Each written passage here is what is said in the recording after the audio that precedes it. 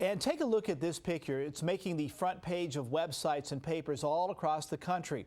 This is a neighborhood in Colorado Springs where the so-called Waldo Canyon fire is burning. Some 32,000 people have evacuated from that area, not knowing the fate of their home or their belongings in many cases. The Stefani family found out what happened to their home when they saw this picture from the Denver Post. Their house is the one in the lower left-hand corner. You can barely make it out because it's engulfed in flames. Ted Stefani was the last person from his family to leave that house. He joins me tonight via Skype from Colorado Springs. Thanks so much for talking to us. Thank you, sir. First of all, how are you doing? How's your family doing? We're holding up pretty well. I think we're all in the state of shock still. The loss was just yesterday, so I think we're dealing with it okay, though. Tell me a little bit about what happened. You guys have been watching this fire. It starts coming towards your house. How much time did you have, and what did you have to go through to get out? Yes, sir. Well, about 3 o'clock yesterday afternoon, there was a televised conference, and I was watching that, and looking out the window, I saw the wind shift with the leaves rustling around. So I walked out of my backyard. I looked up to the mountain adjacent to our house and saw the flames basically come rushing down it.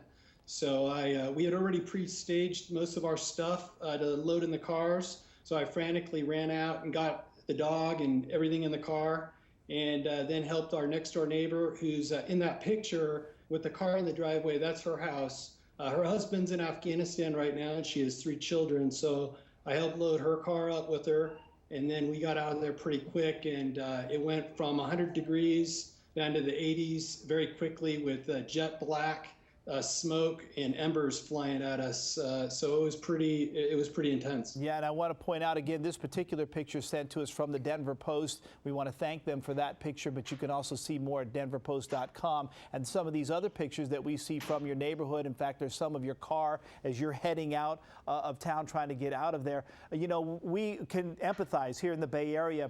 We've seen fires like this in California, and we certainly know what you folks are going through. But I have to tell you, being born and raised in Colorado, I don't ever remember anything this intense in that state. Have you ever seen anything like it as well? No, sir. I grew up in Southern California, and we had the Laguna Beach fires, and I think this definitely it was a very emotional event.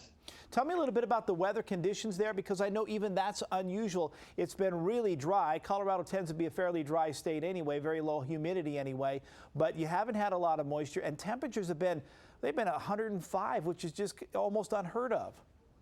Yes, sir. It's been extremely dry, and like you said, 100 degrees. We don't usually see that here in Colorado. It's usually very mild.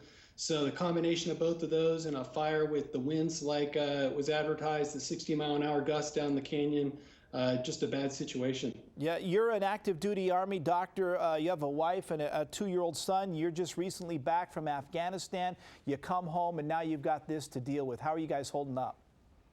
I think we're holding up pretty good, sir. We have a strong community, and my unit's very strong. My commander's been in contact with me directly. We have a great community here. Yeah, and talk a little bit about that, how this community is coming together and helping each other out. And I know for some people, they may or may not have insurance or the means. How is the community coming together to deal with this? Yes, sir. Well, I feel very privileged to be able to have the funds and such to rebuild and go out and get stuff.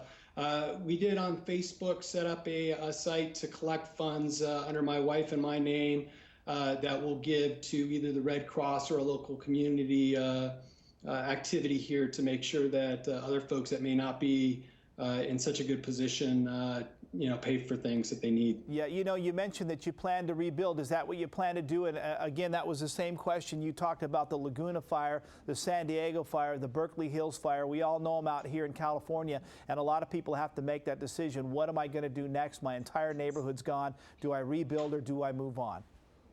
Oh, we're definitely going to rebuild, sir. It's a beautiful area, and we can't think of living anywhere else. I think people in the San Bruno, although that wasn't a wildfire, it was a gas line explosion, but a lot of those people say the same thing, and they decided to rebuild as well. So I know we certainly can empathize with you, and we appreciate you taking some time to share what's going on in your neck of the woods right now. We hope the people of Colorado, you, your family, and your neighbors all come out okay. Yes, sir. Thank you, sir. All right. Thank you for joining us tonight. While the nation awaits the ruling from the High Court, we wanted to walk you through the process. How does the Supreme Court work behind the scenes? What kind of legwork and research takes place? And how do the justices communicate with each other? Tom Hodson is currently the Berman Professor of Communications at Ohio University, but he is a former judicial fellow for former Chief Justice William Rehnquist. He joins me live tonight from Ohio. Thanks for talking to us. Thanks, Brent. I appreciate the opportunity.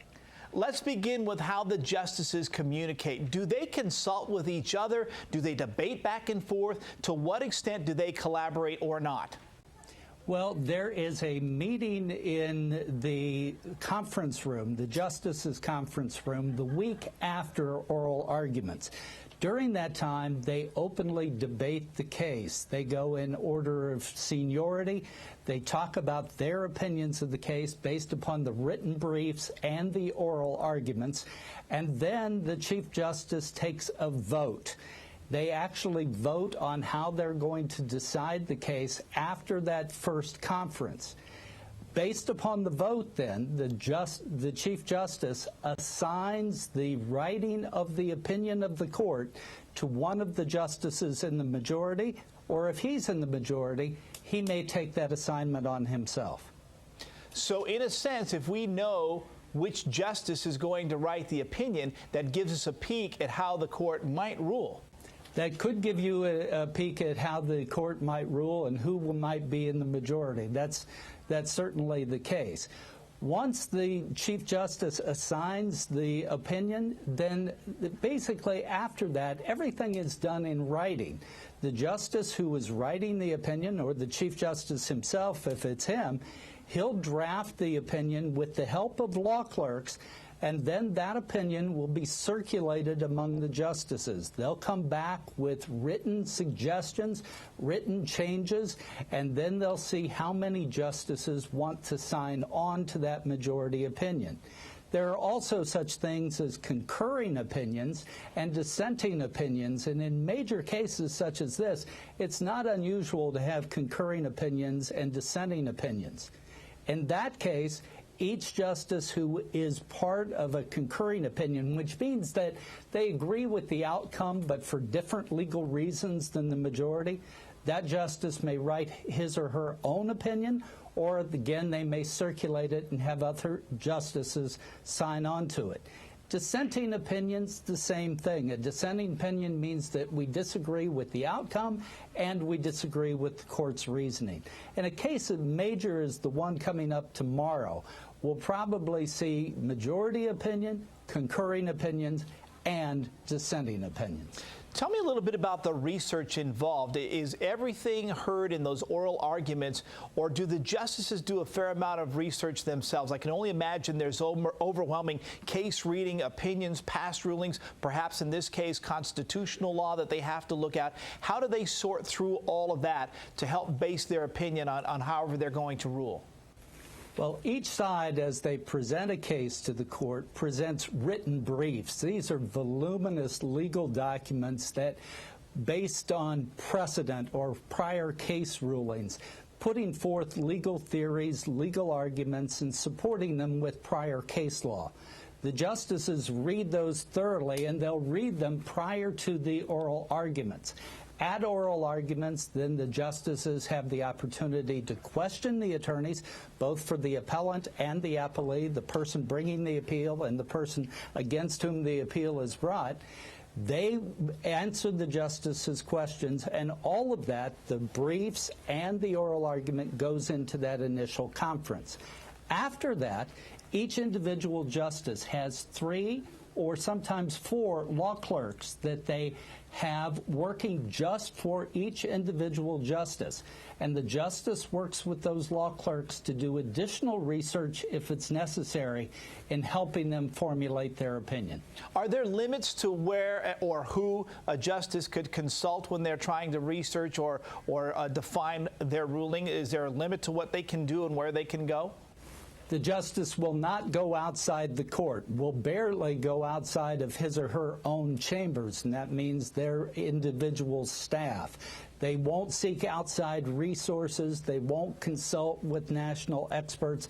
It's very insular within the court, and really each justice decides the case for him or herself. Then they try to mesh those into the opinions of the court. If there's an overwhelming majority, they go into the majority opinion, or like I said, they could have concurring or dissenting opinions.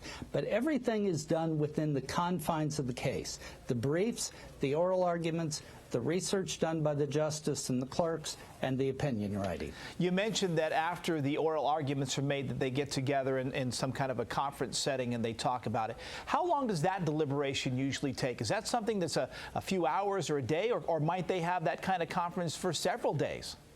Well, they schedule it for a day. Sometimes they schedule it for a half day, knowing that this oral argument was a long one. I don't know in particular how long they scheduled this for. They keep that pretty close to the vest, but I'm sure that they met for a good part of a day. It's interesting that that conference room where the justices meet to discuss this case, it's not like we see in Congress where there are a lot of staff people around. It is just the justices. The clerks are not allowed in that conference. No staff of the court, no staff allowed in there. The marshal stays outside. The only time that sanctity was really violated was one time a marshal burst in to say that President Kennedy had been assassinated and had been shot. But otherwise, it is just the justices. They're doing their own work. They're making their own arguments. They're debating the case just among themselves, the 9 justices. Professor Tom Hodson, thanks so much for your insight. I know everybody's going to be reacting to whatever the ruling is tomorrow, but it's interesting to kind of know how they got there. So we thank you for your insight into the U.S. Supreme Court. I appreciate your time and appreciate the questions. Thank you.